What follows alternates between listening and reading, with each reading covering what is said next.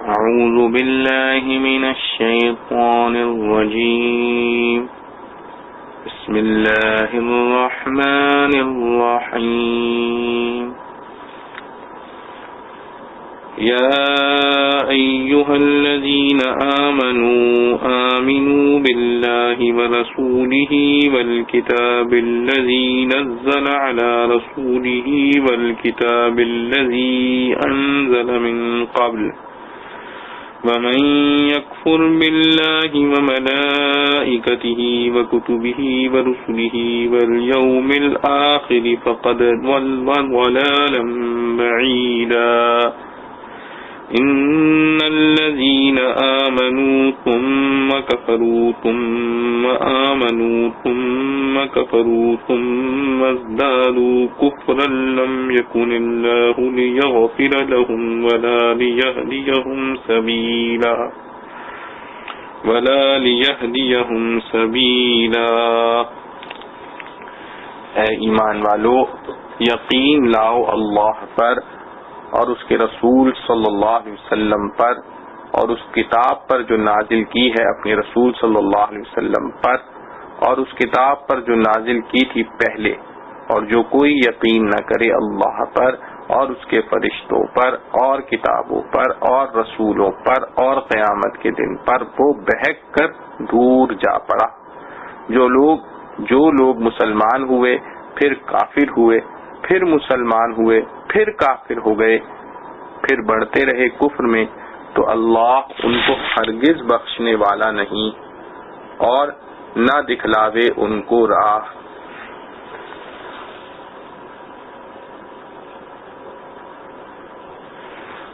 ربط آیات. اوپر زیادہ حصہ احکام فرعیہ کا مذکور اور ایمان و کفر کے مباحث کہیں کہیں معاملات مع المخالفین کے ضمن میں آ گئے ہیں. اوپر زیادہ حصہ احکام فرعیہ کا مذکور اور ایمان و کفر کے مباحث کہیں کہیں معاملات مخالفین کے ضمن میں آ گئے ہیں. آگے یہ مباحث قدر تفصیل سے مذکور ہوتے ہیں اور ختم صورت کے بالکل قریب تک چلے گئے ہیں.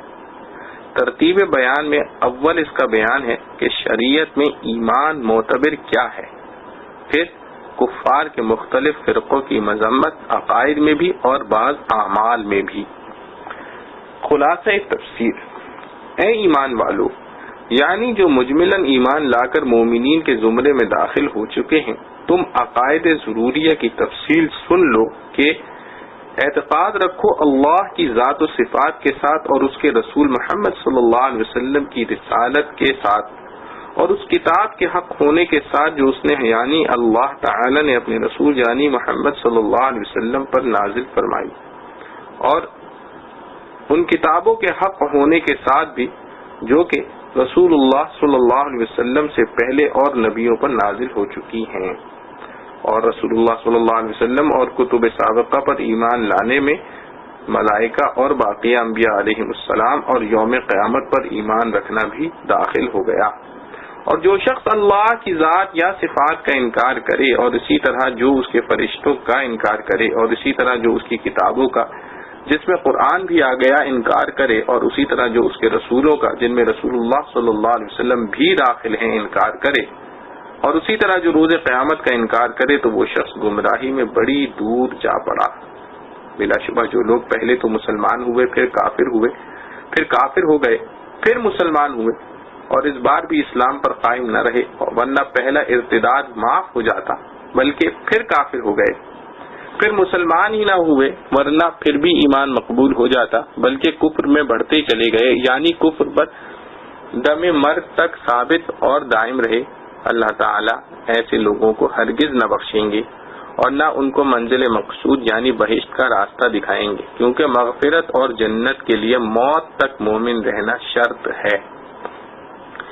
معارف و مسائل. فوائد مہمہ. قوله تعالی ان الذین آمنوا ثم کفروا، اس سے مراد منافقین ہیں، اور بعض فرماتے ہیں کہ یہ آیت یہودیوں کی شان میں ہے کہ اول ایمان لائے پھر گوسالہ کی عبادت کر کے کافر ہو گئے پھر توبہ کر کے مومن ہوئے پھر عیسیٰ علیہ السلام سے منکر ہو کر کافر ہوئے۔ اس کے بعد رسول اللہ صلی اللہ علیہ وسلم کی رسالت کا انکار کر کے کفر میں ترقی کر گئے۔ قوله تعالی لم يكن الله ليغفر لهم ولا ليهديهم سبيلا، مطلب اس آیت کا یہ ہے کہ ان کے بار بار کفر کی طرف لوٹنے سے ان کی توفیق حق ہی سلب ہو جائے گی اور آئندہ توبہ کرنے اور ایمان لانے کا موقع ہی نصیب نہ ہوگا، ورنہ جو قاعدہ قرآن و سنت کی نصوص قطعیہ سے ثابت ہے وہ یہ ہے کہ کیسا ہی کافر یا مرتد ہو اگر سچی توبہ کرے تو پچھلے گناہ معاف ہو جاتے ہیں، تو پچھلا گناہ معاف ہو جاتا ہے۔ یہ لوگ بھی توبہ کر لیں تو معافی کا قانون کھلا ہوا ہے۔ بشر المنافقین بأن لهم عذابا ألیما الذین يتخذون الكافرین اولیاء من دون المؤمنین ایبتغون عندهم العزة فإن العزة للہ جمیعا وقد نزل عليكم في الكتاب أن إذا سمعتم آيات الله يكفر بها ويستهزأ بها فلا تقعدوا معهم حتى يخوضوا في حديث غيره إنكم إذا مثلهم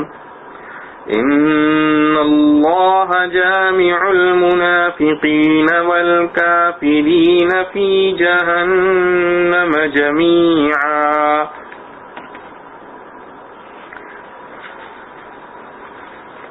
الذین یتربصون بکم فإن کان لکم فتح من اللہ قالوا ألم نکن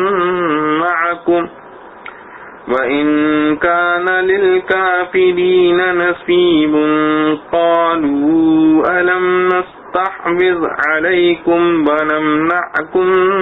مِنَ الْمُؤْمِنِينَ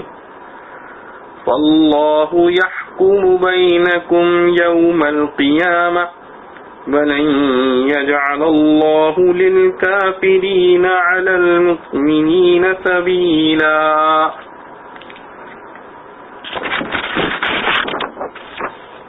خوشخبری سنا دے منافقوں کو کہ ان کے واسطے ہے عذاب دردناک، وہ جو بناتے ہیں کافروں کو اپنا رفیق مسلمانوں کو چھوڑ کر، کیا ڈھونڈتے ہیں ان کے پاس عزت، سو عزت تو اللہ ہی کے واسطے ہے ساری۔ اور حکم اتار چکا تم پر قرآن میں کہ جب سنو اللہ کی آیتوں پر انکار ہوتے اور ہنسی ہوتے تو نہ بیٹھو ان کے ساتھ یہاں تک کہ مشغول ہوں کسی دوسری بات میں، نہیں تو تم بھی انہی جیسے ہو گئے۔ اللہ اکٹھا کرے گا منافقوں کو اور کافروں کو دوزخ میں ایک جگہ۔ وہ منافق جو تمہاری طاق میں ہیں، پھر اگر تم کو فتح ملے اللہ کی طرف سے تو کہیں کیا ہم نہ تھے تمہارے ساتھ، اور اگر نصیب ہو کافروں کو تو کہیں کیا ہم نے گھیر نہ لیا تھا تم کو اور بچا دیا تم کو مسلمانوں سے۔ سو اللہ فیصلہ کرے گا تم میں قیامت کے دن، اور ہرگز نہ دے گا اللہ کافروں کو مسلمانوں پر غلبہ۔ خلاصہ تفسیر، منافقین کو خوشخبری سنا دیجئے اس امر کی کہ ان کے واسطے آخرت میں بڑی دردناک سزا تجویز کی گئی، جن کی یہ حالت ہے کہ عقائد تو اہل ایمان کے نہ رکھتے تھے مگر وضع بھی اہل ایمان کی نہ رکھ سکے، چنانچہ کافروں کو دوست بناتے ہیں مسلمانوں کو چھوڑ کر، کیا ان کے پاس جا کر عزت حاصل کرنا چاہتے ہیں؟ سو خوب سمجھ لو کہ عزت تو ساری خدا تعالی کے قبضے میں ہے، وہ جس کو چاہیں دیں، پس اگر خدا تعالی ان کو یا جن سے جا کر دوستی کرتے ہیں ان کو عزت نہ دیں تو کہاں سے معزز بن جاویں گے؟ اور اے مسلمانوں دیکھو تم منافقین کی طرح کفار کے ساتھ خصوصیت مت رکھنا، خاص کر جس وقت وہ کفریات کا تذکرہ کرتے ہوں۔ چنانچہ اس سورہ مدنیہ کے قبل بھی اللہ تعالی تمہارے پاس یہ فرمان سورہ انعام آیت 68 میں جو مکیہ ہے بھیج چکا ہے، جس کا حاصل یہ ہے کہ جب کسی مجمع میں احکام الہیہ کا استہزاء اور کفر ہوتا ہو، کفر ہوتا ہوا سنو تو ان لوگوں کے پاس مت بیٹھو جب تک کہ وہ کوئی اور بات شروع نہ کرے۔ اور یہ مضمون اس آیت کا حاصل ہے وَإِذْ رَأَيْتَ وَإِذَا رَأَيْتَ الَّذِينَ يَخُوضُونَ۔ یہ استہزاء کرنے والے مکہ میں مشرکین تھے اور مدینہ میں یہود، تو اعلانیہ اور منافقین صرف غرباء و ضعفاء مسلمین کے روبرو۔ پس جس طرح وہاں مشرکین کی مجالست ایسے وقت میں ممنوع تھی، یہاں یہود اور منافقین کی مجالست سے نہیں ہے۔ اور یہ ممانعت ہم اس لیے کرتے ہیں کہ اس حالت میں تم بھی گناہ میں انہی جیسے ہو جاؤ گے۔ گو دونوں کی نوعیت میں فرق ہو کہ ایک گناہ کفر کا ہے، دوسرا فسق کا۔ اور اس ممانعت مجالست میں کفار اور منافقین سب برابر ہیں، کیونکہ علت اس کی خوض فی الکفر یعنی کفر کی باتوں کا تذکرہ اور اس خوض کا منشا کفر ہے، اور اس میں دونوں برابر ہیں۔ چنانچہ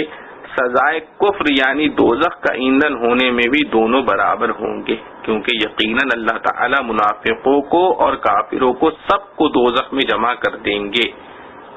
اور وہ منافقین ایسے ہیں کہ تم پر افتاد پڑنے کے منتظر اور آرزو مند رہتے ہیں،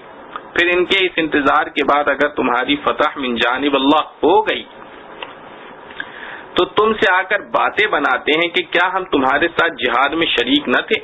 کیونکہ نام و نمود کو تو مسلمانوں میں گھسے ہی رہتے تھے، مطلب یہ کہ ہم کو بھی غنیمت کا حصہ دو۔ اور اگر کافروں کو غلبے کا کچھ حصہ مل گیا یعنی وہ اتفاق سے غالب آ گئے تو ان سے جا کر باتیں بناتے ہیں کہ کیا ہم تم پر غالب نہ آنے لگے تھے، مگر ہم نے قصداً تمہارے غالب کرنے کے لیے مسلمانوں کی مدد نہ کی اور ایسی تدبیر کی کہ لڑائی بگڑ گئی۔ اور کیا ہم نے جب مغلوب ہونے لگے تھے تم کو مسلمانوں سے بچا نہیں لیا، اس طرح کہ ان کی مدد نہ کی اور تدبیر سے لڑائی بگاڑ دی۔ مطلب یہ کہ ہمارا احسان مانو اور جو کچھ تمہارے ہاتھ آیا ہے ہم کو بھی کچھ حصہ دلواؤ۔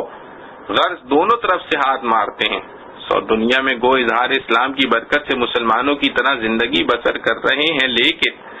اللہ تعالی تمہارا اور ان کا قیامت میں عملی فیصلہ فرما دیں گے، اور اس فیصلے میں ہرگز اللہ تعالی کافروں کو مسلمانوں کے مقابلے میں غالب نہ فرمائیں گے، بلکہ کفار مجرم پا کر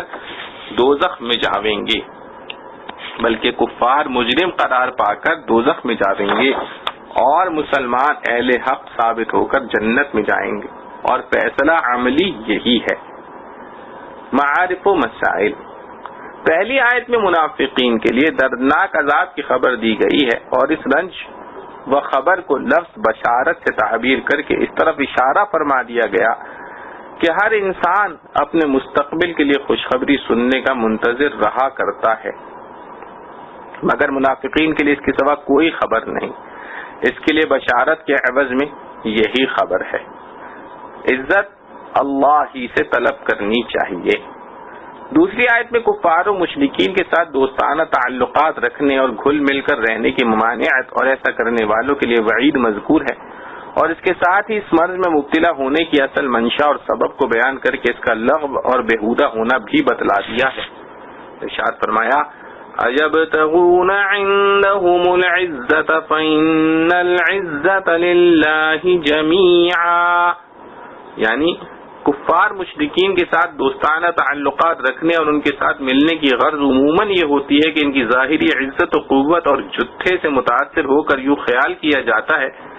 کہ ان سے دوستی رکھی جائے تو ہمیں بھی ان سے عزت و قوت حاصل ہو جائے گی۔ حق تعالی نے اس لغو خیال کی حقیقت اس طرح واضح فرمائی کہ تم ان کے ذریعے عزت حاصل کرنا چاہتے ہو جن کے پاس خود عزت نہیں۔ عزت جس کے معنی ہے قوت و غلبہ ملتا ہے، جس کے معنی ہے قوت و غلبے کے، وہ صرف اللہ تعالیٰ کے لیے مخصوص ہے، اور مخلوق میں جس کسی کو بھی کوئی قوت و غلبہ ملتا ہے وہ سب اللہ تعالیٰ کا دیا ہوا ہے۔ تو کس قدر بے عقلی ہوگی کہ عزت حاصل کرنے کے لیے اصل عزت کے مالک اور عزت دینے والے کو تو ناراض کیا جائے اور اس کے دشمنوں کو ذریعہ عزت حاصل کرنے کی کوشش کی جائے۔ قرآن مجید کی سورہ منافقون میں بھی یہی مضمون ایک اضافے کے ساتھ اس طرح آیا ہے، وَلِلَّهِ الْعِزَّةُ وَلِرَسُولِهِ وَلِلْمُؤْمِنِينَ وَلَكِنَّ الْمُنَافِقِينَ لَا يَعْلَمُونَ، یعنی عزت تو صرف اللہ کے لیے ہے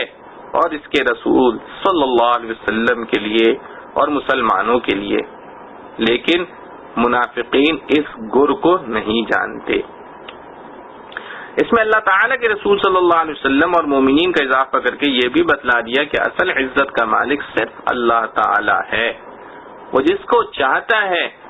کچھ عزت عطا فرما دیتا ہے، اور اللہ تعالیٰ کے رسول صلی اللہ علیہ وسلم اور ان پر ایمان لانے والے چونکہ اس کے نزدیک محبوب اور مقبول ہیں، اس لیے ان کو عزت و غلبہ دیا جاتا ہے۔ کفار و مشرکین کو خود ہی عزت نصیب نہیں، ان کے تعلق سے کسی دوسرے کو کیا عزت مل سکتی ہے؟ اس لیے حضرت فاروق اعظم رضی اللہ عنہ نے فرمایا، جس کا ترجمہ ہے یعنی جو شخص مخلوقات اور بندوں کے ذریعے عزت حاصل کرنا چاہے تو اللہ تعالی اس کو ذلیل کر دیتے ہیں۔ مستدرک حاکم میں ہے کہ حضرت فاروق اعظم رضی اللہ عنہ نے ملک شام کے عامل گورنر سے فرمایا، کنتم اقل الناس واذل الناس فاعزكم الله بالاسلام مهما تطلب العزة بغيره يذلكم الله، یعنی اے ابی عبیدہ رضی اللہ عنہ، تم تعداد میں سب سے کم اور سب سے زیادہ کمزور تھے، تم کو محض اسلام کی وجہ سے عزت و شوکت ملی ہے، تو خوب سمجھ لو اگر تم اسلام کے سوا کسی دوسرے ذریعے سے عزت حاصل کرنا چاہو گے تو خدا تعالی تم کو ذلیل کر دے گا۔ ابو بکر جساس رحمۃ اللہ علیہ نے احکام القرآن میں فرمایا کہ مراد آیت مذکورہ سے یہ ہے کہ کفار و فجار سے دوستی کر کے عزت طلب نہ کرو، ہاں مسلمانوں کے ذریعے عزت و قوت طلب کی جائے تو اس کی ممانعت نہیں، کیونکہ سورہ منافقین کی آیت نے اس کو واضح کر دیا ہے کہ اللہ تعالیٰ نے اپنے رسول صلی اللہ علیہ وسلم اور مومنین کو عزت بخشی ہے۔ یہاں عزت سے مراد اگر ہمیشہ قائم اور باقی رہنے والی آخرت کی عزت ہے تب تو دنیا میں اس کا مخصوص ہونا اللہ تعالیٰ کے رسول صلی اللہ علیہ وسلم اور مومنین کے ساتھ واضح ہے، کیونکہ آخرت کی عزت کسی کافر و مشرک کو قطعا حاصل نہیں ہو سکتی، اور اگر مراد دنیا کی عزت لی جائے تو عبوری دور اور اتفاقی حوادث کو چھوڑ کر انجام کے اعتبار سے یہ عزت و غلبہ بالآخر اسلام اور مسلمانوں ہی کا حق ہے۔ جب تک مسلمان صحیح معنی میں مسلمان رہے، دنیا نے اس کا آنکھوں سے مشاہدہ کر لیا، اور پھر آخر زمانے میں جب حضرت عیسیٰ علیہ السلام کی امامت و قیادت میں مسلمان صحیح اسلام پر قائم ہو جائیں گے تو پھر غلبہ انہی کا ہوگا۔ درمیانی اور عبوری دور میں مسلمانوں کو کے ضعف ایمان اور ابتلاء معاصی کی وجہ سے ان کا کمزور آنا اس کے منافی نہیں۔ آیت قد نزل علیکم فی الکتاب میں قرآن مجید کی ایک اور آیت کا جو سورہ انعام میں قبل از ہجرت مکہ مکرمہ میں نازل ہو چکی تھی حوالہ دے کر یہ بتلایا گیا ہے کہ ہم نے تو اصلاح انسانی کے لیے پہلے ہی یہ حکم بھیج دیا تھا کہ کفار و فجار کی مجلس میں مت بیٹھو، اور تعجب ہے کہ یہ غافل لوگ اس سے بھی آگے بڑھ گئے کہ ان سے دوستی کرنے لگے اور ان کو عزت و قوت کا مالک سمجھنے لگے۔ سورہ نساء کی متذکرہ آیت اور سورہ انعام کی وہ آیت جس کا حوالہ سورہ نساء میں دیا گیا ہے، دونوں کا مفہوم مشترک یہ ہے کہ اگر کسی مجلس میں کچھ لوگ اللہ تعالی کی آیات کا انکار یا ان پر استہزاء کر رہے ہوں تو جب تک وہ اس بےہودہ شغل میں لگے رہیں ان کی مجلس میں بیٹھنا اور شرکت کرنا بھی حرام ہے۔ پھر سورہ انعام کی آیت کے الفاظ میں کچھ تعمیم اور مزید تفصیل ہے، کیونکہ اس کے الفاظ یہ ہیں وَإِذَا رَأَيْتَ الَّذِينَ يَخُوضُونَ وَإِذَا رَأَيْتَ الَّذِينَ يَخُوضُونَ فِي آيَاتِنَا فَأَعْرِضْ عَنْهُمْ حَتَّى يَخُوضُوا فِي حَدِيثٍ غَيْرِهِ وَإِمَّا يُنْسِيَنَّكَ الشَّيْطَانُ فَلَا تَقْعُدْ بَعْدَ الذِّكْرَى مَعَ الْقَوْمِ الظَّالِمِينَ، یعنی جب تم دیکھو ان لوگوں کو جھگڑتے ہیں ہماری آیتوں میں تو ان سے کنارہ کرو یہاں تک کہ وہ مشغول ہو جائیں کسی اور بات میں، اور اگر بھلا دے تم کو شیطان تو مت بیٹھو یاد آ جانے کے بعد ظالموں کے ساتھ۔ اس میں آیات الہیہ میں جھگڑا کرنا مذکور ہے، جس میں کفر و استہزاء بھی داخل ہے، اور آیت کی تحریف معنوی یعنی آیات قرآنی کے ایسے معنی نکالنا جو رسول کریم صلی اللہ علیہ وسلم اور صحابہ کرام رضوان اللہ علیہم اجمعین کی تفسیر کے خلاف یا اجماع امت کے خلاف ہوں، یہ بھی اسی میں داخل ہیں۔ اسی لیے حضرت عبداللہ بن عباس رضی اللہ عنہ سے بروایت وحاق منقول ہے کہ اس آیت کے مفہوم میں وہ لوگ بھی داخل ہیں جو قرآن کی تفسیر غلط یا اس میں تحریف کرنے والے یا بدعات نکالنے والے ہیں۔ ان کے الفاظ یہ ہیں: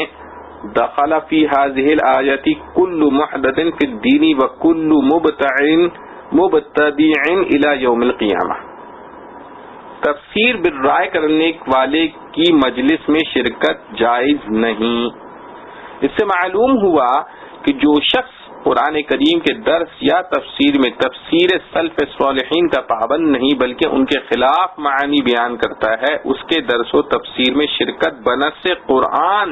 ناجائز اور بجائے ثواب کے گناہ ہے۔ تفسیر بحر محیط میں ابو حیان رحمت اللہ علیہ نے فرمایا کہ ان آیات سے معلوم ہوا کہ جس بات کا زبان سے کہنا گناہ ہے اس کا کانوں سے با اختیار خود سننا بھی گناہ ہے، یعنی اپنے کانوں کو بری بات سننے سے بچاؤ جس طرح زبان کو بری بات کہنے سے بچاتے ہو۔ دوسری بات سورہ انعام کی آیت میں یہ زیادہ ہے کہ اگر کسی وقت بھولے یا بے خبری سے کوئی آدمی ایسی مجلس میں شریک ہو گیا پھر خیال آیا تو اسی وقت اس مجلس سے علیحدہ ہو جانا چاہیے، خیال ہو جانے کے بعد ظالم لوگوں کے ساتھ نہ بیٹھے۔ سورہ نساء اور سورہ انعام کی دونوں آیتوں میں یہ فرمایا گیا ہے کہ جب تک وہ لوگ اس بےہودہ گفتگو میں مشغول رہیں اس وقت تک ان کی مجلس میں بیٹھنا حرام ہے۔ اس مسئلے کا دوسرا پہلو یہ ہے کہ جب وہ اس گفتگو کو ختم کر کے کوئی اور بات شروع کر دیں تو اس وقت ان کے ساتھ مجالست اور شرکت جائز ہے یا نہیں۔ قرآن کریم نے اس کو صراحت سے بیان نہیں فرمایا، اسی لیے علماء کا اس میں اختلاف ہے۔ بعض نے فرمایا کہ ممانعت کی علت آیات الہیہ کی توہین اور تحریف تھی، جب وہ ختم ہو گئی تو ممانعت بھی ختم ہو گئی، اسی لیے دوسری باتیں شروع ہو جانے کے بعد ان کی مجلس میں بیٹھنا گناہ نہیں۔ اور بعض نے فرمایا کہ ایسے کفار و فجار اور ظالم لوگوں کی صحبت و مجالست بعد میں بھی درست نہیں۔ حضرت حسن بصری رحمۃ اللہ علیہ کا یہی ارشاد ہے، انہوں نے سورہ انعام کے اس جملے میں استدلال فرمایا ہے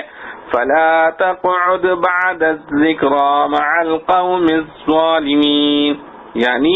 یاد آ جانے کے بعد ظالموں کے ساتھ نہ بیٹھیں۔ اور ظاہر ہے کہ ظالم اس گفتگو کو ختم کر دینے کے بعد بھی ظالم ہی ہے، اسی لیے اس کی صحبت و مجالست سے بعد میں بھی احتراز لازم ہے۔ اور تفسیر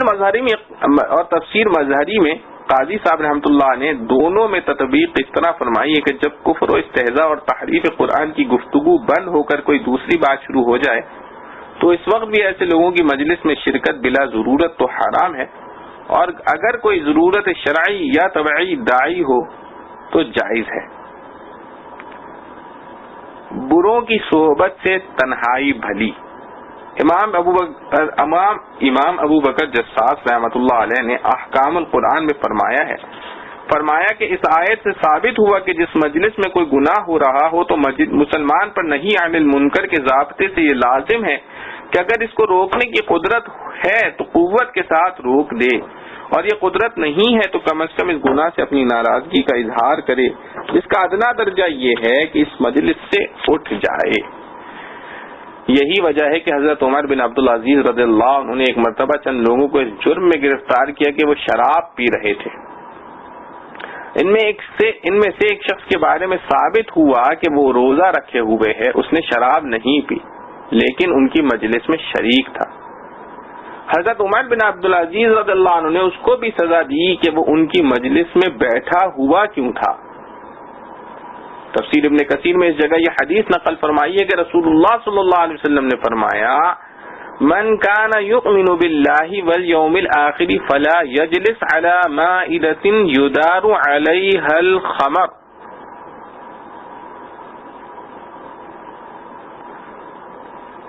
یعنی جو شخص اللہ پر اور روز آخرت پر ایمان رکھتا ہے اس کو چاہیے کہ ایسے دسترخوان یا کھانے کی میز پر بھی نہ بیٹھے جہاں شراب کا دور چلتا ہو۔ جو شخص اللہ پر اور روز آخرت پر ایمان رکھتا ہے اس کو چاہیے کہ ایسے دسترخوان یا کھانے کی میز پر بھی نہ بیٹھے جہاں شراب کا دور چلتا ہو۔ مذکورہ بحث میں مجلس سے اٹھ جانے کے متعلق جو کہا گیا ہے اس کے لیے شرط ہے کہ شرعی حیثیت سے اس مجلس کے چھوڑ دینے میں کوئی گناہ لازم نہ آتا ہو۔ مثلا مسجد میں جماعت کی شرکت ضروری امر ہے، اگر وہاں کوئی خلاف شرع کام ہونے لگے تو جماعت اس کی وجہ سے ترک نہ کرے بلکہ صرف قلبی ناراضگی پر اکتفا کرے۔ اسی طرح کوئی اور ضروری مجلس جس کی ضرورت شریعت سے ثابت ہے، اگر وہاں کچھ لوگ کوئی خلاف شرع کام کرنے لگیں تو دوسروں کے گناہ کی وجہ سے اس مجلس کو چھوڑ کر خود گناہ کا ارتکاب کرنا معقول اور درست نہیں۔ اسی لیے حضرت حسن بصری رحمۃ اللہ علیہ نے فرمایا کہ اگر ہم لوگوں کے گناہ کی وجہ سے اپنے ضروری کام ترک کر دیا کریں تو ہم فساق و فجار کے لیے سنت و شریعت کے مٹانے کا راستہ ہموار کر دیں گے۔ خلاصہ یہ ہوا کہ اہل باطل کے ساتھ مجالست کی چند صورتیں ہیں۔ اول ان کے کفریات پر رضا کے ساتھ، یہ کفر ہے۔ دوم اظہار کفریات کے وقت کراہیت کے ساتھ، یہ بلا عذر فسق ہے۔ سوم کسی ضرورت دنیاوی کے واسطے مباح ہے۔ چہارم تبلیغ احکام کے لیے عبادت ہے۔ پنجم اضطرار اور بے اختیاری کے ساتھ اس میں معذور ہے۔ کفر پر راضی ہونا کفر ہے۔ آخر آیت میں ارشاد فرمایا انکم اذا مثلہم، یعنی اگر تم ایسی مجلس میں بطیب خاطر شریک رہے جس میں آیات الہیہ کا انکار یا استہزاء یا تحریف ہو رہی ہو تو تم بھی ان کے گناہ کے شریک ہو کر انہی جیسے ہو گئے۔ مراد یہ ہے کہ خدا نہ خواستہ تمہارے جذبات و خیالات بھی ایسے ہیں کہ تم ان کے کفریات کو پسند کرتے اور اس پر راضی ہوتے ہو تو حقیقتاً تم بھی کافر ہو، کیونکہ کفر کو پسند کرنا بھی کفر ہے۔ اور اگر یہ بات نہیں تو ان کی مثل ہونے کے یہ معنی ہے کہ جس طرح وہ اسلام اور مسلمانوں کو نقصان پہنچانے اور دین کی تکذیب میں لگے ہوئے ہیں، تم اپنی اس شرکت کے ذریعے ان کی امداد کر کے معاذ اللہ ان کی مثل ہو گئے۔ ان المنافقین یخادعون اللہ وهو خادعهم وَإِذَا قَامُوا إِلَى الصَّلَاةِ قَامُوا كُسَالَىٰ يُرَاءُونَ النَّاسَ وَلَا يَذْكُرُونَ اللَّهَ إِلَّا قَلِيلًا مُذَبْذَبِينَ بَيْنَ ذَلِكَ لَا إِلَٰهَ هَٰؤُلَاءِ وَلَا إِلَٰهَ هَٰؤُلَاءِ وَمَن يُضْلِلِ اللَّهُ فَلَن تَجِدَ لَهُ سَبِيلًا يَا أَيُّهَا الَّذِينَ آمَنُوا لَا تَتَّخِذُوا الْكَافِرِينَ أَوْلِيَاءَ مِن دُونِ الْمُؤْمِنِينَ أَتُرِيدُونَ أَن تَجْعَلُوا لِلَّهِ عَلَيْكُمْ سُلْطَانًا مُبِينًا۔ البتہ منافق دغا بازی کرتے ہیں اللہ سے اور وہی ان کو دغا دے گا، اور جب کھڑے ہوں نماز کو تو کھڑے ہوں ہارے جی سے، لوگوں کے دکھانے کو اور یاد نہ کریں اللہ کو مگر تھوڑا سا۔ ادھر میں لٹکتے ہیں دونوں کے بیچ، نہ ان کی طرف اور نہ ان کی طرف، اور جس کو گمراہ کرے اللہ تو ہرگز نہ پاوے گا تو ان کے واسطے کہیں راہ۔ اے ایمان والو، نہ بناؤ کافروں کو اپنا رفیق مسلمانوں کو چھوڑ کر۔ کیا لیا چاہتے ہو اپنے اوپر اللہ کا الزام سری؟ خلاصہ تفسیر، بلا شبہ منافق لوگ اظہار ایمان میں چال بازی کرتے ہیں اللہ سے، گو ان کی چال اللہ تعالی سے پوشیدہ نہیں رہ سکتی، اور گو ان کا اعتقاد اللہ کے ساتھ چال بازی کرنے کا نہ ہو، مگر ان کی یہ کاروائی مشابہ اسی کے ہے کہ جیسا یہی اعتقاد ہو، حالانکہ اللہ تعالی اس چال کی سزا ان کو دینے والے ہیں۔ اور چونکہ دل میں ایمان تو ہے ہی نہیں، اور اس لیے نماز کو فرض نہ سمجھیں نہ اس میں ثواب کا اعتقاد رکھیں، اس لیے جب نماز کو کھڑے ہوتے ہیں تو بہت ہی کاہلی کے ساتھ کھڑے ہوتے ہیں، کیونکہ نشاط اعتقاد اور امید سے پیدا ہوتا ہے۔ صرف آدمیوں کو اپنا نمازی ہونا دکھلاتے ہیں تاکہ مسلمان سمجھیں، اور چونکہ محض نماز کا نام ہی کرنا ہے اس لیے اس نماز میں اللہ تعالی کا ذکر زبانی بھی نہیں کرتے، مگر بہت مختصر، یعنی محض صورت نماز کی بنا لیتے ہیں جس میں نماز کا نام ہو جاوے، اور عجب نہیں کہ اٹھنا بیٹھنا ہی ہوتا ہو، کیونکہ جہر کی ضرورت تو بعض نمازوں میں امام کو ہوتی ہے، امامت تو ان کو کہاں نصیب ہوتی۔ مقتدی ہونے کی حالت میں اگر کوئی بالکل نہ پڑھے، فقط لب ہلاتا رہے تو کسی کو کیا خبر ہو؟ تو ایسے بد اعتقادوں سے کیا بعید ہے کہ زبان بھی نہ ہلتی ہو۔ معلق ہو رہے ہیں دونوں کے، یعنی کفار و مومنین کے درمیان میں، نہ پورے ادھر نہ پورے ادھر، کیونکہ ظاہر میں مومن تو کفار سے الگ اور باطن میں کفار تو مومنین سے الگ، اور جس کو خدا تعالی گمراہی میں ڈال دیں، جیسا کہ ان کی عادت ہے کہ عزم فعل کے وقت اس فعل کو پیدا کر دیتے ہیں، ایسے شخص کے مومن ہونے کے لیے کوئی سبیل یعنی راہ نہ پاؤ گے۔ مطلب یہ کہ ان منافقین کے راہ پر آنے کی امید مت رکھو، اس میں منافقین کی تشنیع ہے اور مومنین کی تسلی کہ ان کی شرارتوں سے رنج نہ کریں۔ اے ایمان والو، تم مومنین کو چھوڑ کر کافروں کو خواہ منافق ہوں خواہ مجاہر ہوں دوست مت بناؤ، جیسا منافقین کا شیوہ ہے، کیونکہ تم کو ان کی حالت کفر و عداوت کی معلوم ہو چکی۔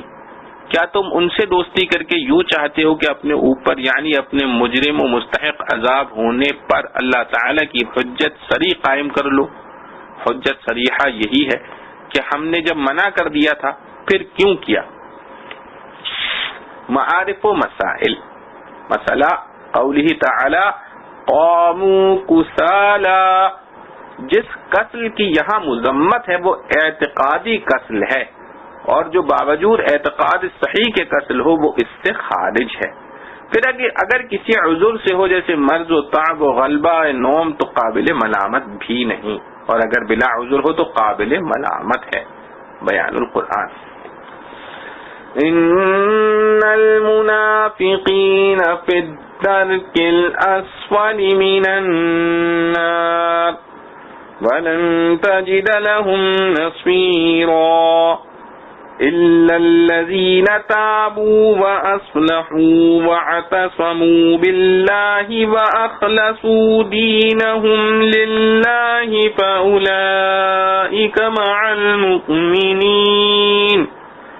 وسوف يؤتي الله المؤمنين أجرا عظيما ما يفعل الله بعذابكم إن شكرتم وآمنتم وكان الله شاكرا عليما۔ بے شک منافق ہیں سب سے نیچے درجے میں دوزخ کے، اور ہرگز نہ پاوے گا تو ان کے پاس کوئی مددگار مگر جنہوں نے توبہ کی اور اپنی اصلاح کی اور مضبوط پکڑا اللہ کو اور خالص حکم بردار ہوئے اللہ کے، سو وہ ہیں ایمان والوں کے ساتھ، اور جلد دے گا اللہ ایمان والوں کو بڑا ثواب۔ کیا کرے گا اللہ تم کو عذاب کر کے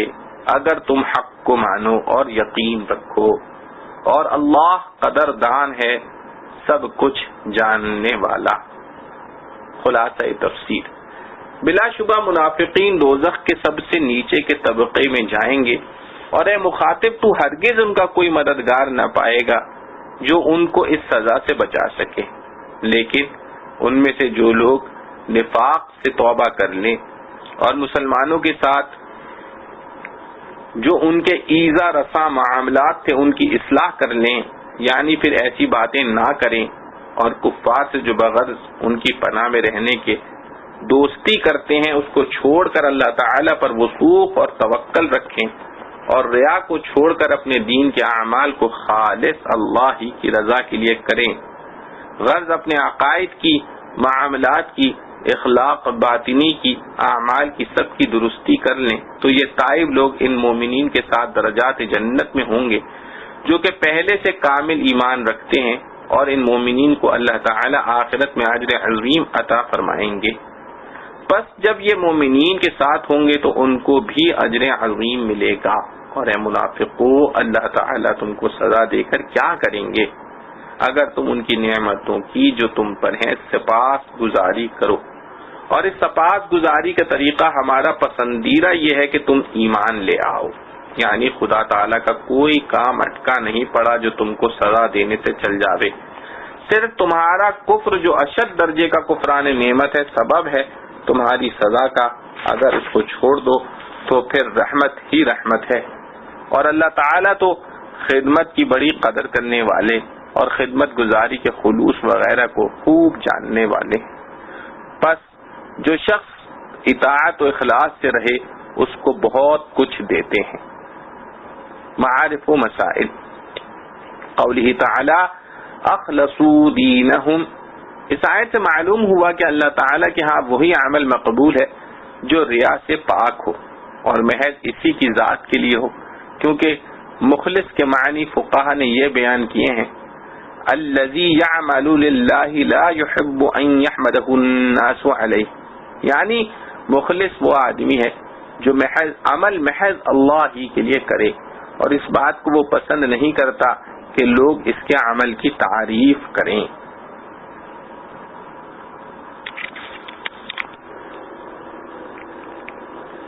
لا يحب الله الجهر بالسوء من القول إلا من ظلم وكان الله سميعا عليما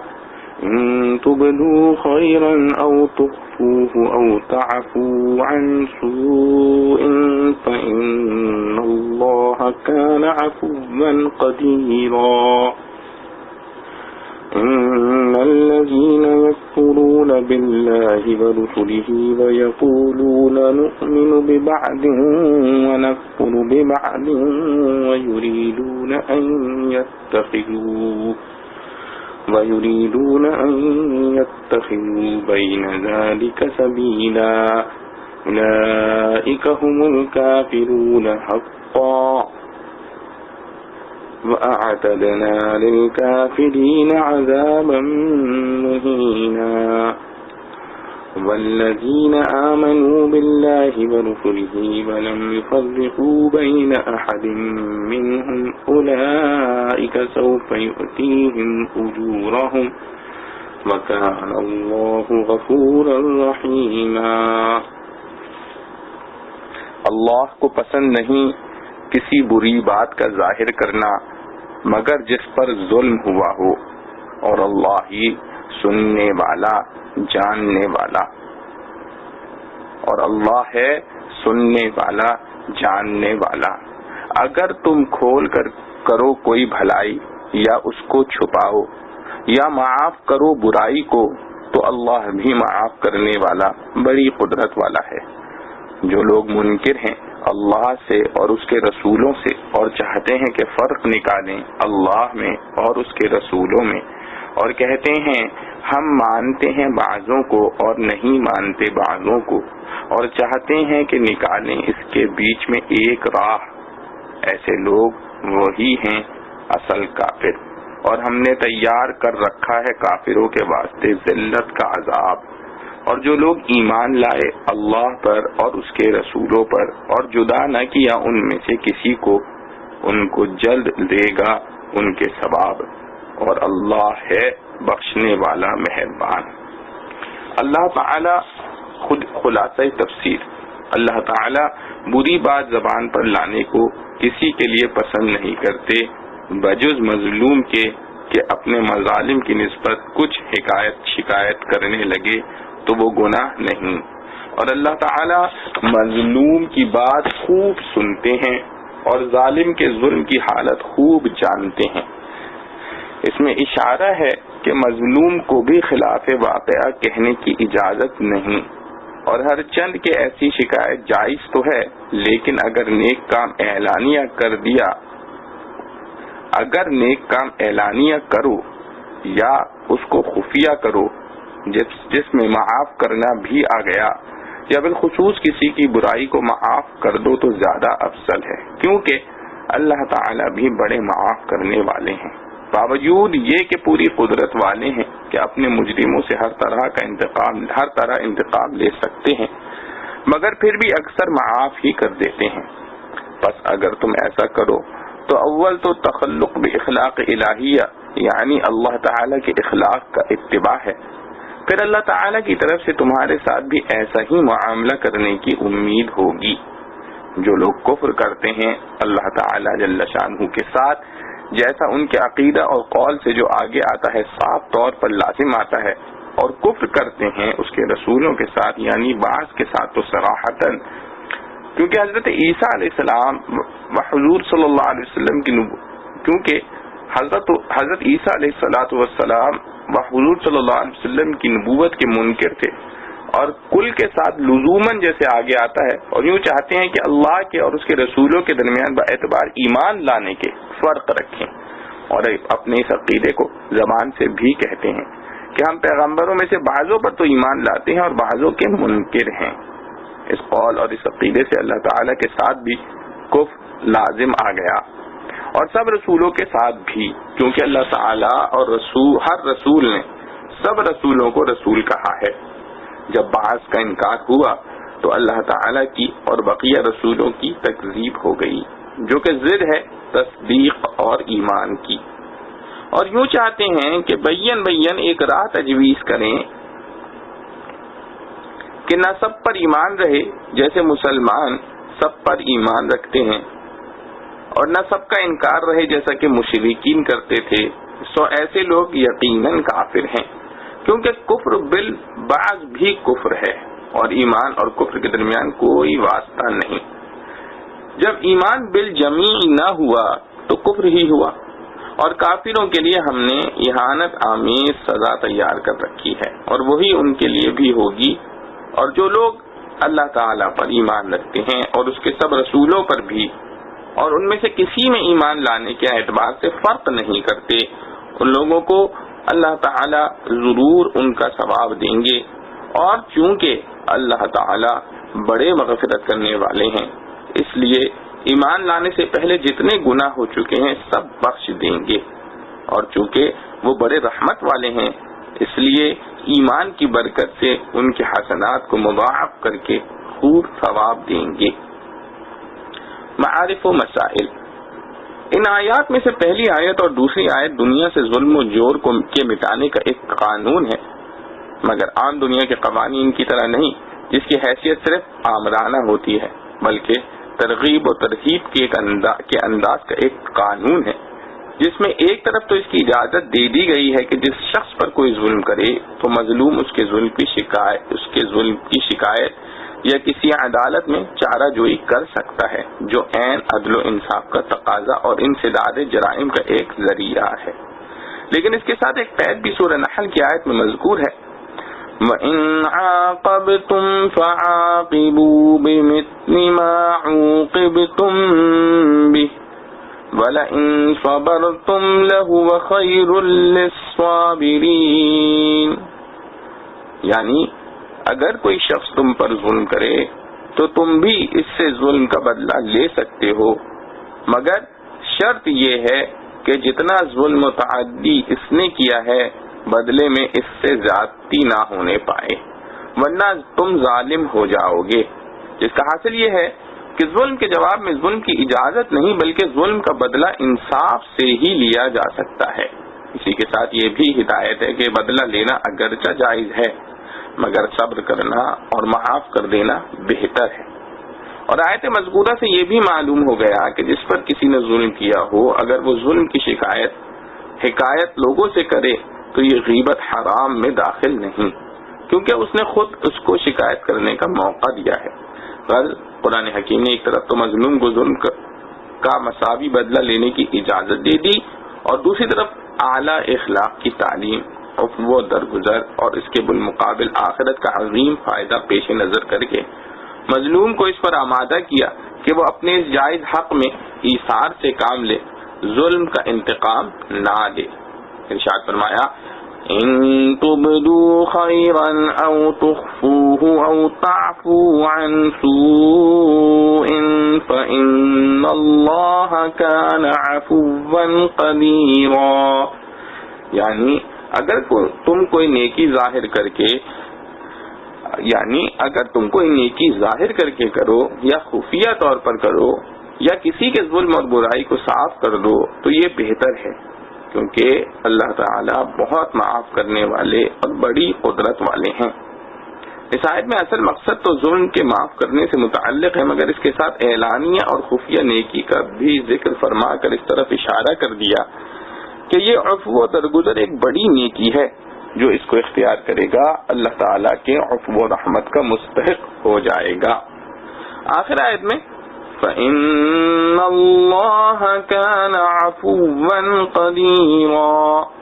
فرما کر یہ بتلا دیا کہ اللہ تعالی جل شانہ قادر مطلق ہیں، جس کو جو چاہے سزا دے سکتے ہیں، اس کے باوجود بہت معاف کرنے والے ہیں.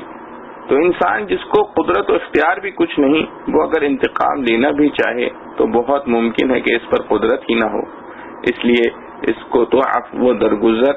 اور بھی زیادہ مناسب ہے. یہ ہے رفع ظلم اور اصلاح معاشرہ کا قرآنی اصول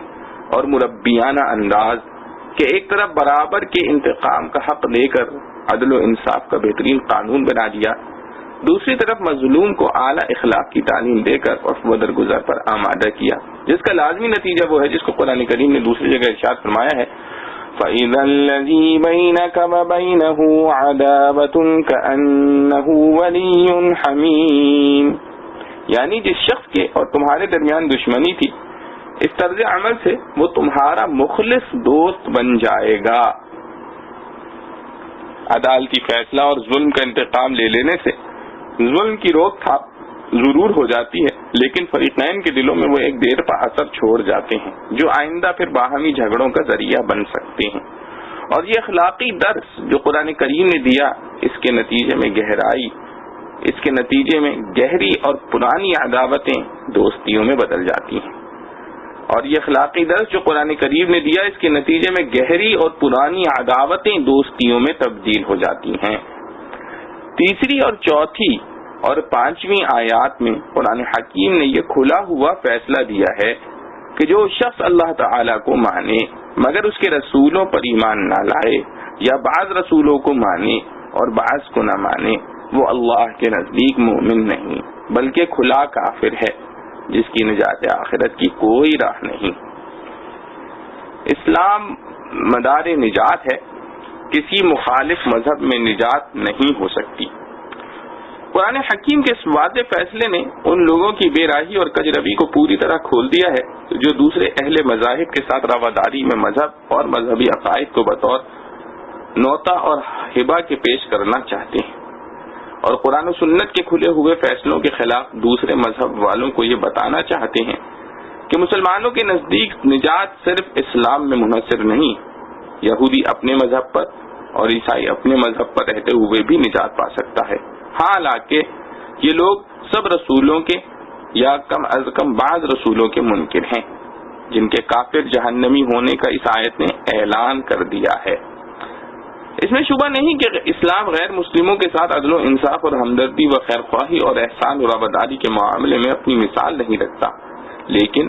احسان و سلوک اپنے حقوق اور اپنی ملکیت میں ہوا کرتے ہیں۔ مذہبی اصول و عقائد ہماری ملکیت نہیں جو ہم کسی کو تحفے میں پیش کر سکیں۔ اسلام جس طرح غیر مسلموں کے ساتھ رواداری اور حسن سلوک کی تعلیم میں نہایت سخی اور فیاض ہے، اسی طرح وہ اپنی سرحدات کی حفاظت بھی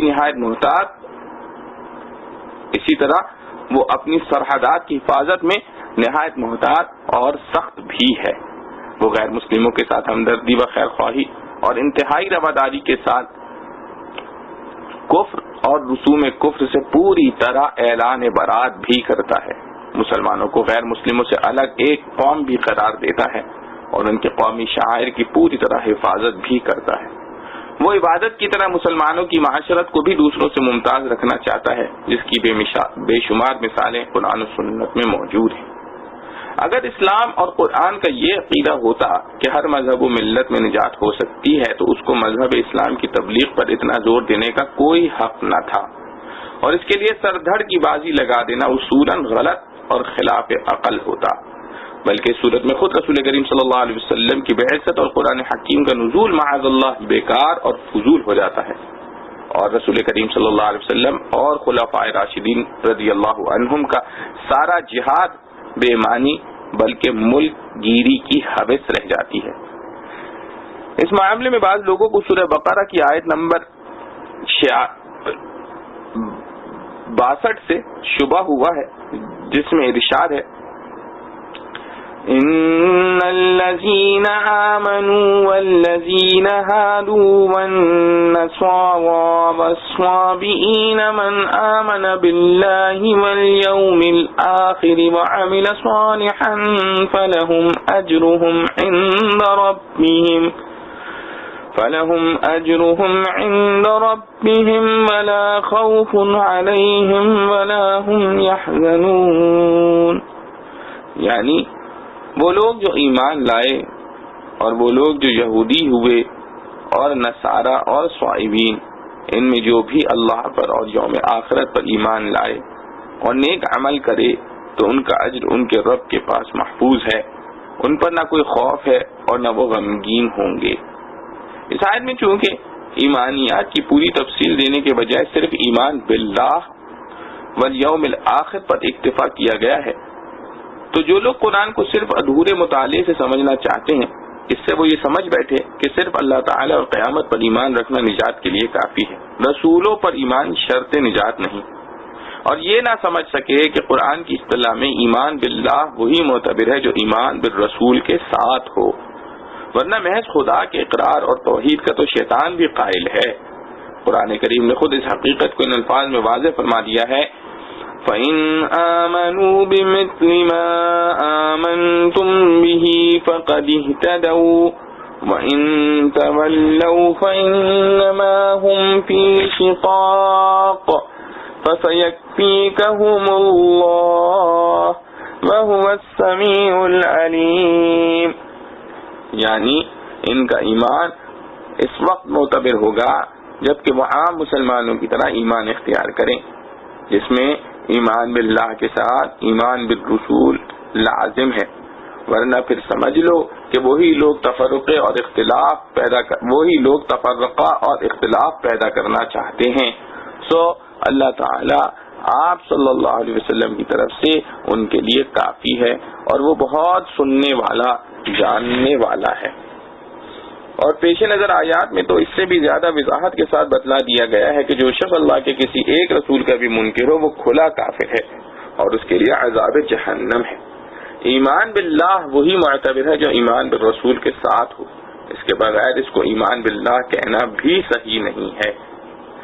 آخری آیت میں پھر ایجابی طور پر بیان فرما دیا گیا ہے کہ نجات آخرت انہی لوگوں کا حصہ ہے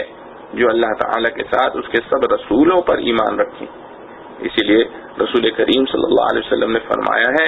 ان القرآن یفسر بعضہ بعضا، یعنی قرآن کا ایک حصہ دوسرے حصے کی تفسیر و تشریح کرتا ہے۔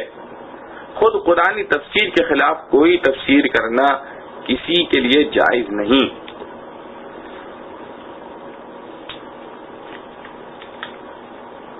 يسألك أهل الكتاب أن تنزل عليهم كتابا من السماء فقد سألوا موسى أكبر من ذلك فقالوا أرنا الله جهرة فأخذتهم الصاعقة بظلمهم ثم اتخذوا العجل من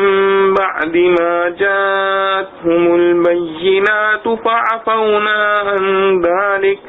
وآتينا موسى سلطانا مبينا ورفعنا فوقهم الطور بميثاقهم وقلنا لهم ادخلوا الباب سجدا وقلنا لهم لا تعدوا في السبت وأخذنا منهم ميثاقا غليظا. تجھ سے درخواست کرتے ہیں اہل کتاب کہ تو ان پر اتار لائے لکھی ہوئی کتاب آسمان سے، سو مانگ چکے ہیں موسیٰ سے اس سے بھی بڑی چیز، اور کہا ہم کو دکھلا دے اللہ کو بالکل سامنے، سو آ پڑی ان پر بجلی ان کے گناہ کے باعث. پھر بنا لیا بچڑے کو بہت کچھ نشانیاں پہنچ چکنے کے بعد پھر ہم نے وہ بھی معاف کیا، اور دیا ہم نے موسیٰ کو غلبہ صریح، اور ہم نے اٹھایا ان پر پہاڑ قرار لینے کے واسطے، اور ہم نے کہا داخل ہو دروازے میں سجدہ کرتے ہوئے، اور ہم نے کہا کہ زیادتی مت کرو ہفتے کے دن میں، اور ہم نے ان سے لیا قول مضبوط. ربط آیات. ماں قبل کی آیات میں یہود کی بد اعتقادیوں کا ذکر کر کے ان کی مذمت مذکور تھی. ان آیات میں بھی ان کی کچھ دوسری خراب حرکتوں کی ایک طویل فہرست اور ان قباحتوں کی بنا پر ان کے عذاب و سزا کا ذکر ہے، اور یہ سلسلہ دور تک چلا گیا ہے. خلاصہ تفسیر، اے محمد صلی اللہ علیہ وسلم،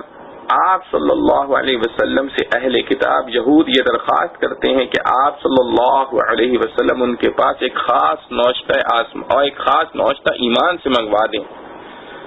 کہ آپ صلی اللہ علیہ وسلم ان کے پاس ایک خاص نوشتہ آسمان سے منگوا دیں. سو آپ صلی اللہ علیہ وسلم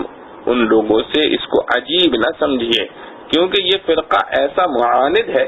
کہ انہوں نے، یعنی اس فرقے کے جو لوگ موسیٰ علیہ السلام کے وقت موجود تھے، انہوں نے موسیٰ علیہ السلام سے اس سے بھی بڑی بات کی درخواست کی تھی،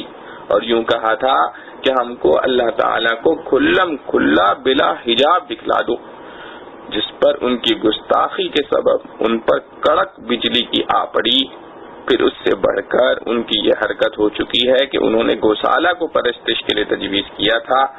بعد اس کے کہ بہت سے دلائل تعیین حق و باطل کے ان کو پہنچ چکے تھے. مراد ان دلائل سے معجزات ہیں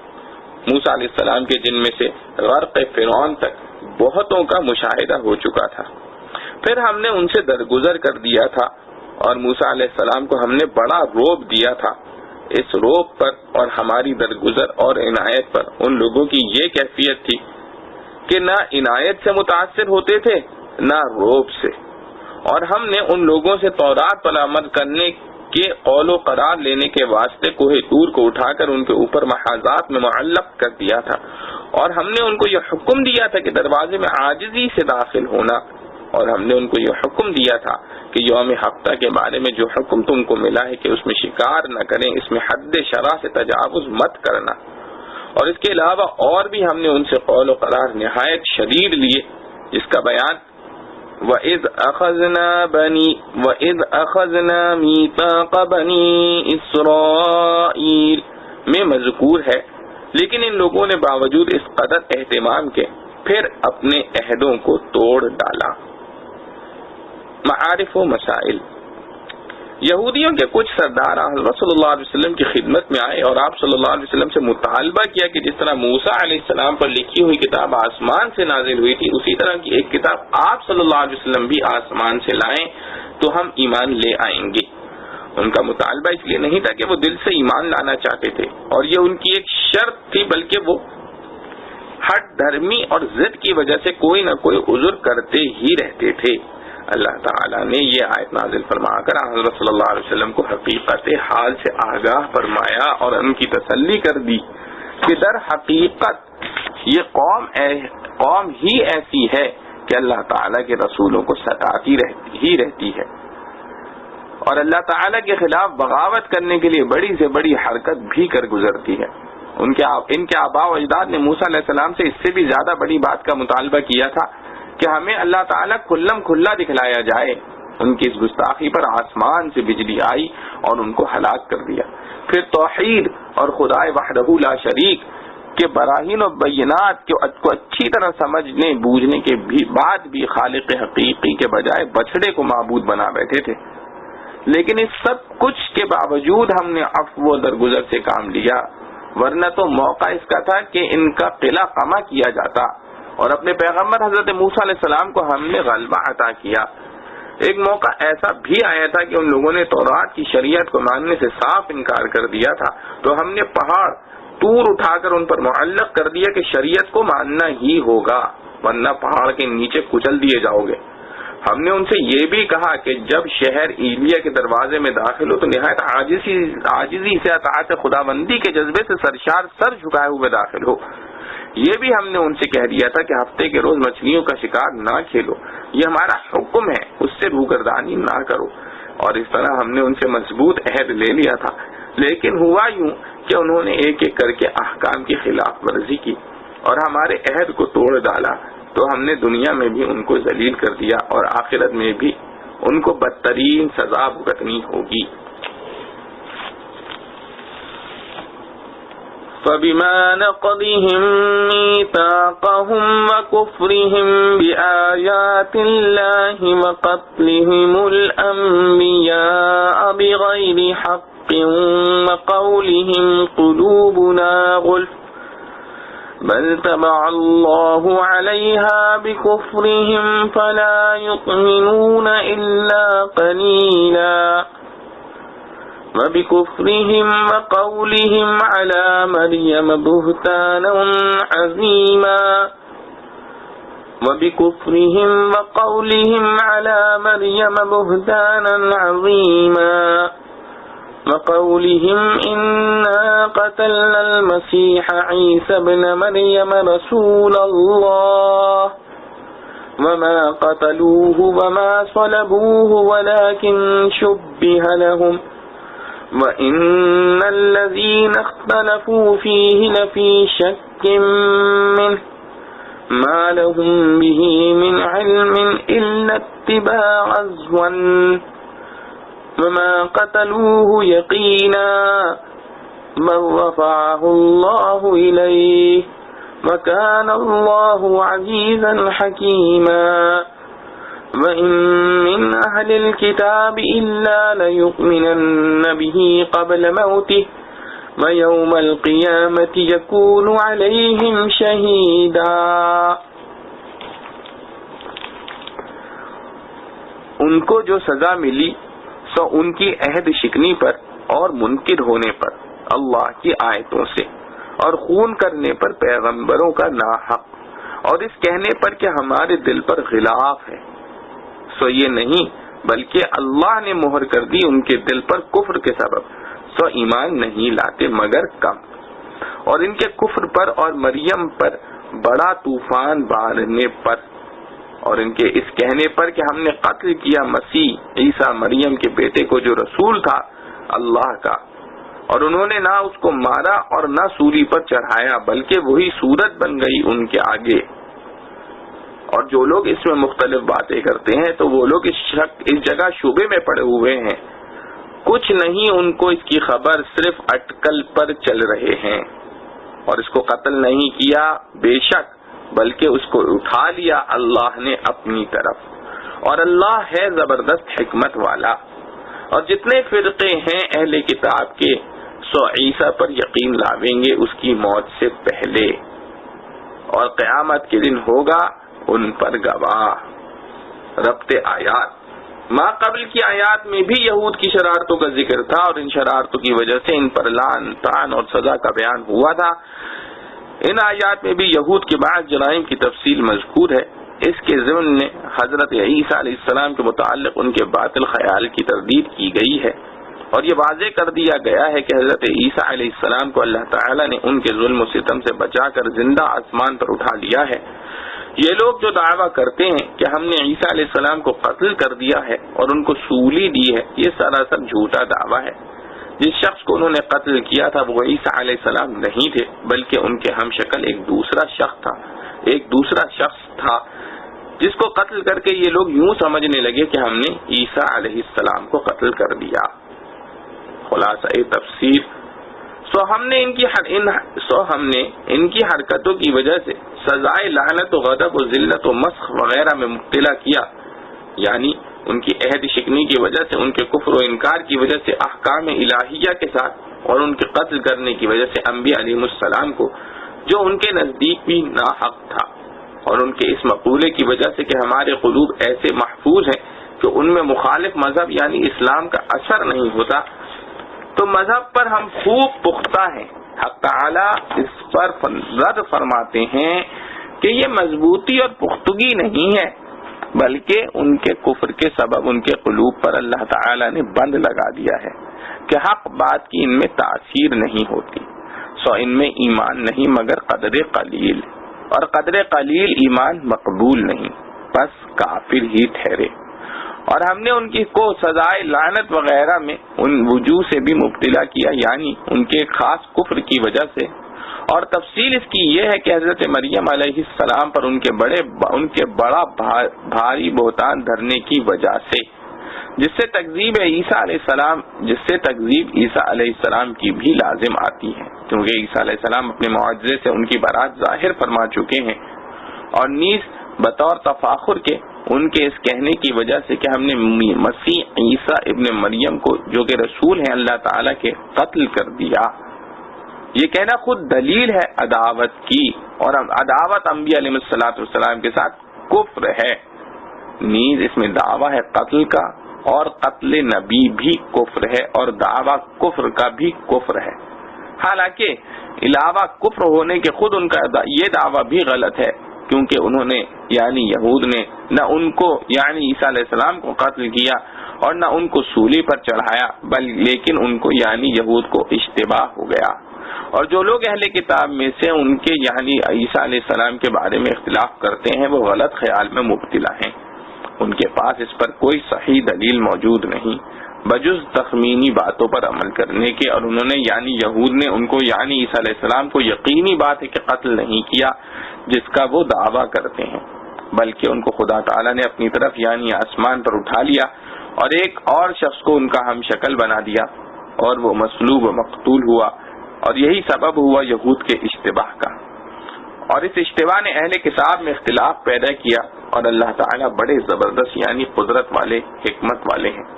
کہ اپنی قدرت و حکمت سے حضرت عیسیٰ علیہ السلام کو بچا لیا اور اٹھا لیا، اور یہود کو بوجہ تشبیہ کے پتہ بھی نہ لگا، اور یہود کو اپنا کذب و بطلان انکار نبوت عیسویہ میں بہت جلد دنیا ہی میں ظاہر ہو جائے گا، کیونکہ وقت نزول آیت سے لے کر کسی زمانے میں کوئی شخص اہل کتاب یعنی یہود میں سے باقی نہ رہے گا مگر وہ عیسیٰ علیہ السلام کی نبوت کی اپنے مرنے سے ذرا پہلے جبکہ عالم برزخ نظر آنے لگتا ہے ضرور تصدیق کر لے گا۔ وہ اس وقت کی تصدیق نافع نہیں مگر ظہور بطلان کے لیے تو کافی ہے، تو اس سے اگر ابھی ایمان لے آویں تو نافع ہو جاوے، اور جب عالم دنیا اور عالم برزخ دونوں ختم ہو چکیں گے یعنی قیامت کے روز، وہ یعنی عیسیٰ علیہ السلام ان منکرین کے انکار پر گواہی دیں گے۔ معارف و مسائل، سورہ آل عمران کی آیت یا عیسیٰ انی متوفیک ورافعک الی میں حق تعالی نے حضرت عیسیٰ علیہ السلام کے دشمن یہود کے عزائم کو ناکام بنانے اور عیسیٰ علیہ السلام کو ان کے دست برد سے بچانے کے سلسلے میں 5 وعدے فرمائے ہیں، جن کی تفصیل اور مکمل تشریح و تفسیر سورہ آل عمران کی تفسیر میں بیان ہو چکی ہے۔ ان وعدوں میں ایک وعدہ یہ بھی تھا کہ یہود کو آپ علیہ السلام کے قتل پر قدرت نہیں دی جائے گی بلکہ آپ علیہ السلام کو اللہ تعالی اپنی طرف اٹھا لیں گے۔ اس آیت میں یہود کی شرارتوں اور جھوٹے دعووں کے بیان میں اس وعدہ الہیہ کی تکمیل اور یہود کے مغالطے کا مفصل بیان اور یہود کے اس قول کی مکمل تردید ہے کہ انہوں نے عیسیٰ علیہ السلام کو قتل کر دیا ہے۔ ان آیات میں واضح کیا گیا ہے وَمَا قَتَلُوهُ وَمَا صَلَبُوهُ، یعنی ان لوگوں نے حضرت عیسیٰ ابن مریم علیہ السلام کو نہ قتل کیا اور نہ سولی پر چڑھایا، بلکہ صورتحال یہ پیش آئی کہ معاملہ ان کے لیے مشتبہ کر دیا گیا۔ یہود کو اشتباہ کس طرح پیش آیا؟ وَلَكِنْ شُبِّهَ لَهُمْ کی تفسیر میں امام تفسیر حضرت ضحاک رحمۃ اللہ علیہ فرماتے ہیں کہ قصہ یوں پیش آیا کہ جب یہود نے حضرت مسیح علیہ السلام کے قتل کا ارادہ کیا تو آپ کے حواری ایک جگہ جمع ہو گئے اور حضرت مسیح علیہ السلام بھی ان کے پاس تشریف لے آئے۔ ابلیس نے یہود کے اس دستے کو جو عیسیٰ علیہ السلام کے قتل کے لیے تیار کھڑا تھا حضرت عیسیٰ علیہ السلام کا پتہ دیا اور 4000 آدمیوں نے مکان کا محاصرہ کر لیا۔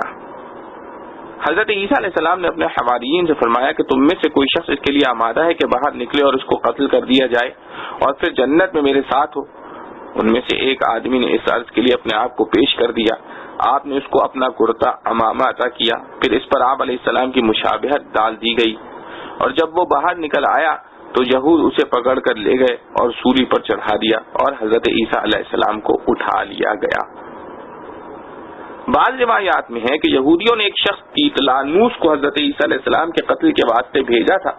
حضرت عیسیٰ علیہ السلام تو مکان میں نہ ملے، اس لیے ان کو اللہ تعالیٰ نے اٹھا لیا تھا، اور یہ شخص جب گھر سے نکلا تو حضرت عیسیٰ علیہ السلام کا ہم شکل بنا دیا گیا تھا۔ یہود یہ سمجھے کہ یہی عیسیٰ علیہ السلام ہے اور اس اپنے ہی آدمی کو لے جا کر قتل کر دیا۔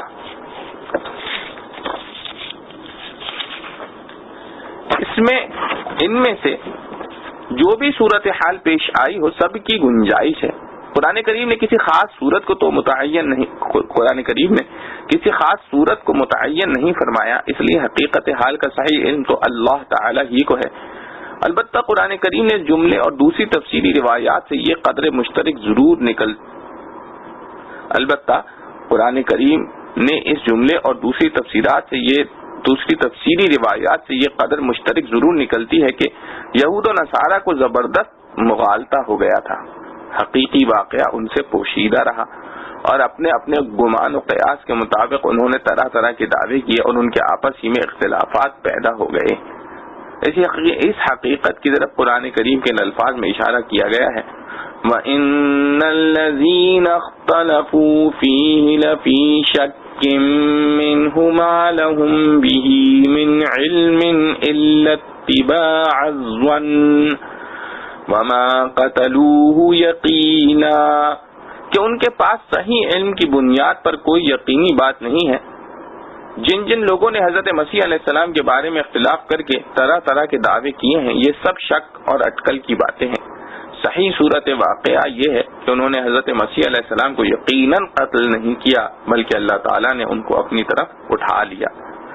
بعض روایات میں یہ بھی ہے کہ کچھ لوگوں کو تنبہ ہوا تو انہوں نے کہا کہ ہم نے تو اپنے ہی آدمی کو قتل کر دیا ہے، اس لیے کہ یہ مقتول چہرے میں تو حضرت عیسیٰ علیہ السلام کے مشابہ ہے لیکن باقی جسم میں ان کی طرح نہیں، اور یہ کہ اگر یہ مقتول مسیح علیہ السلام ہیں تو ہمارا آدمی کہاں ہے، اور اگر یہ ہمارا آدمی ہے تو مسیح علیہ السلام کہاں ہے۔ وَكَانَ اللَّهُ عَزِيزًا حَكِيمًا، اللہ جل شانہ زبردست قدرت و غلبے والا ہے۔ یہود لاکھ دفعہ قتل کے منصوبے بناتے، لیکن جب اللہ نے حضرت عیسیٰ علیہ السلام کی حفاظت کا ذمہ لیا تو اس کی قدرت و غلبہ کے سامنے ان کے منصوبوں کی کیا حیثیت، ان کے منصوبوں کی حیثیت کیا ہے۔ وہ قدرت والا ہے۔ صرف مادہ کے پرستار انسان اگر رفع عیسیٰ علیہ السلام کی حقیقت کو نہیں سمجھ سکے تو یہ ان کی اپنی کمزوری ہے۔ وہ حکمت والا ہے، اس کا ہر فعل حکمت و مصلحت پر مبنی ہوتا ہے۔ آخر میں اسی مضمون کے تتمم کے لیے فرما دیا کہ وَإِن مِّنْ أَهْلِ الْكِتَابِ إِلَّا لَيُؤْمِنَنَّ بِهِ قَبْلَ مَوْتِهِ، یہ لوگ اس وقت اگرچہ بغض و حسد کی وجہ سے حقیقت کی آنکھوں سے دیکھنے کی کوشش نہیں کرتے، یہ لوگ اس وقت اگرچہ بغض و حسد کی وجہ سے حقیقت کی آنکھوں سے دیکھنے کی کوشش نہیں کرتے اور اگر حضرت عیسیٰ علیہ السلام کے متعلق باطل خیالات رکھتے ہیں، نیز حضرت محمد مصطفیٰ صلی اللہ علیہ وسلم کی نبوت کا بھی انکار کر رہے ہیں، لیکن ایک وقت ایسا آنے والا ہے جبکہ ان کی آنکھیں کھل جائیں گی اور اس وقت انہیں یقین ہو جائے گا کہ حضرت عیسیٰ علیہ السلام اور محمد صلی اللہ علیہ وسلم کے متعلق جو کچھ ہمارا خیال تھا وہ سب باطل تھا۔ اس آیت کی ایک تفسیر تو وہ ہے جو خلاصہ تفسیر میں گزری ہے کہ موتی ہی کی ضمیر اہل کتاب کی طرف راجع کی جائے، اور آیت کا مطلب اس صورت میں یہ ہے کہ یہ یہود اپنی موت سے چند لمحے پیشتر جب عالم برزخ کو دیکھیں گے تو عیسیٰ علیہ السلام کی نبوت پر ایمان لے آئیں گے، اگرچہ اس وقت کا ایمان ان کے حق میں نافع نہیں ہوگا، جس طرح کہ فرعون کو اس کے اس ایمان نے فائدہ نہیں دیا تھا جو وہ غرق ہونے کے وقت لایا تھا۔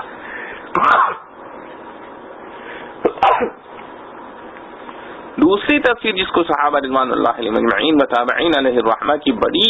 جماعت نے اختیار کیا ہے اور حدیث صحیح سے بھی اس کی تائید ہوتی ہے، یہ ہے کہ موت ہی کی ضمیر حضرت مسیح علیہ السلام کی طرف راجع ہے، اور آیت کا مطلب یہ ہے کہ یہ اہل کتاب اگرچہ اس وقت عیسیٰ علیہ السلام پر ایمان نہیں لاتے، یہود تو انہیں نبی ہی تسلیم نہیں کرتے بلکہ انہیں العیاذ باللہ مفتری اور کاذب قرار دیتے ہیں، اور نصارہ اگرچہ ان پر ایمان لانے کا دعویٰ کرتے ہیں مگر بعض تو ان میں اپنی جہالت میں یہاں تک پہنچ گئے کہ یہود ہی کی طرح حضرت عیسیٰ علیہ السلام کے مقتول اور مصلوب ہونے کے قائل ہو گئے، اور بعض اعتقاد کے غلو میں اس حد تک آگے نکل گئے کہ انہیں خدا اور خدا کا بیٹا سمجھ لیا۔ قرآن کریم کی آیت میں بتلایا گیا ہے کہ یہ لوگ اگرچہ اس وقت حضرت عیسیٰ علیہ السلام کی نبوت پر صحیح ایمان نہیں رکھتے، لیکن جب وہ قیامت کے قریب اس زمین پر پھر نازل ہوں گے تو یہ سب اہل کتاب ان پر صحیح ایمان لے آئیں گے۔ نصارہ تو سب کے سب صحیح اعتقاد کے ساتھ مسلمان ہو جائیں گے، یہود میں جو مخالفت کریں گے قتل کر دیے جائیں گے، باقی مسلمان ہو جائیں گے۔ اس وقت کفر اپنی تمام قسموں کے ساتھ دنیا سے فنا کر دیا جائے گا اور اس زمین پر صرف اسلام ہی کی حکمرانی ہوگی۔ حضرت ابو ہریرہ رضی اللہ عنہ کی ایک روایت منقول ہے، حضرت ابو ہریرہ رضی اللہ عنہ سے ایک روایت منقول ہے جس کا ترجمہ ہے حضرت صلی اللہ علیہ وسلم نے فرمایا کہ عیسیٰ بن مریم ایک عادل حکمران بن کر ضرور نازل ہوں گے، وہ دجال اور خنزیر کو قتل کر دیں گے، صلیب کو توڑ ڈالیں گے، اور اس وقت عبادت صرف پروردگار عالم کی ہوگی۔ اس کے بعد حضرت ابو ہریرہ رضی اللہ عنہ نے فرمایا اگر تم چاہو تو قرآن کریم کی یہ آیت بھی پڑھ لو جس میں اسی حقیقت کا ذکر کیا گیا ہے کہ اہل کتاب میں سے کوئی بھی باقی نہیں رہے گا مگر یہ کہ وہ ان پر ان کی موت سے پہلے ایمان لے آئے گا۔ آپ نے فرمایا عیسیٰ علیہ السلام کی موت سے پہلے، اور 3 بار ان الفاظ کو دہرایا۔ آیت مذکورہ کی یہ تفسیر ایک جلیل القدر صحابی حضرت ابو ہریرہ رضی اللہ عنہ سے بروایت صحیح ثابت ہے جس میں قبل موتہ سے مراد قبل موت عیسیٰ علیہ السلام قرار دیا ہے، جس نے آیت کا مفہوم واضح طور پر متعین کر دیا کہ یہ آیت قرب قیامت میں حضرت عیسیٰ علیہ السلام کے نازل ہونے کے متعلق ہے۔ اس تفسیر کی بنا پر یہ آیت ناطق ہے کہ حضرت عیسیٰ علیہ السلام کی وفات ابھی نہیں ہوئی بلکہ قیامت کے قریب جب وہ آسمان سے نازل ہوں گے اور ان کے نزول سے اللہ جل شانہ کی جو حکمتیں وابستہ ہیں وہ حکمتیں پوری ہو جائیں گی، تب اس زمین پر ہی ان کی وفات ہوگی۔ اس کی تائید سورہ زخرف کی آیت سے بھی ہوتی ہے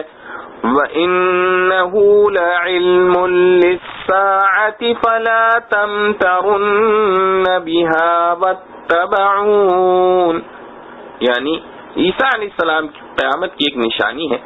بس تم قیامت کے آنے میں شک مت کرو اور میرا کہا مانو۔ مفسرین کی ایک بڑی جماعت نے یہاں پر لکھا ہے کہ انہو کی ضمیر حضرت عیسیٰ علیہ السلام کی طرف راجع ہے، اور معنی یہ ہے کہ عیسیٰ علیہ السلام قیامت کی ایک علامت ہیں۔